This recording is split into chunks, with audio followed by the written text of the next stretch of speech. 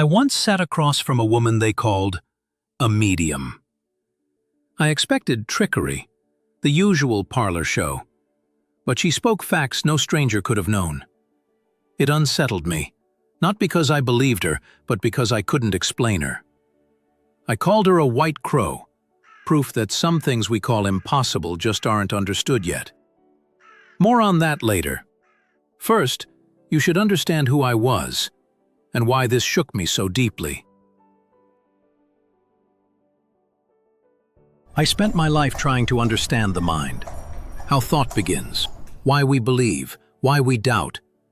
They called me a psychologist, but I thought of myself more as a witness, someone watching consciousness reveal itself in real time. At Harvard, I studied how belief shapes what we see, how a single thought can move the body, and how emotion alone can quicken or still the heart. I trusted facts, repetition, proof.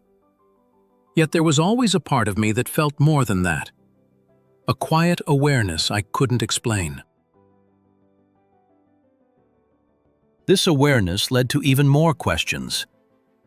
I can no longer remain in my familiar plain rooms filled with dust and daylight. These questions demanded evidence, so I left the safety of theory and began testing where reason ends.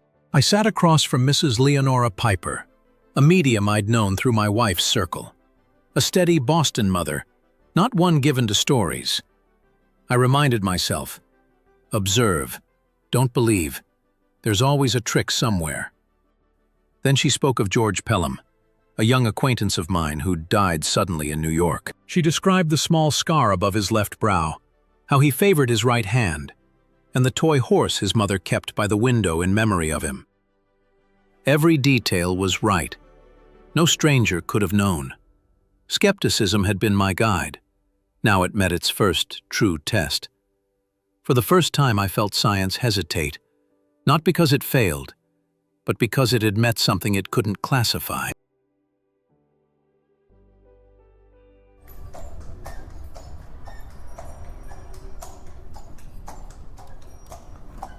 I tested her again, with a letter written in Italian from a colleague abroad, part of an experiment we'd set up at Harvard. I handed it to her, still sealed. She held it to her forehead and began to speak. A name, a town, a private joke the writer had shared only with me. She didn't read Italian, yet she knew.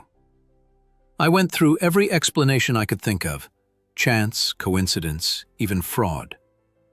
None of them fit. The rational side of me kept searching for the trick. The human side felt something shifting. In another sitting, she repeated words my father had said when I was a boy, a phrase he used whenever I lost heart. 20 years had passed since I'd heard those words, and they were exact. No one in that room could have known.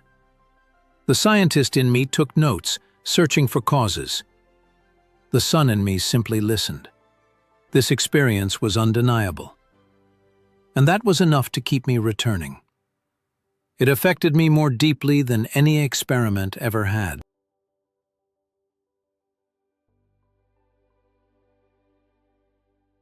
What began with one voice soon became many. After Mrs. Piper, the evidence no longer came from a single source. It arrived scattered, divided, as if the same intelligence had split itself across continents, sending its messages from mediums around the world, testing whether minds, separated by oceans, could still form one communication. We eventually learned to make sense of it. From England, India, and America came fragments, words, symbols, even drawings. Each medium believing their contributions would only make sense when assembled with the rest.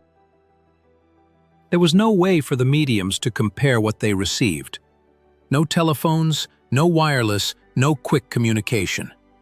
Weeks, sometimes months, passed before messages arrived. Yet when the fragments were finally gathered in Cambridge, they fit, as if part of one design.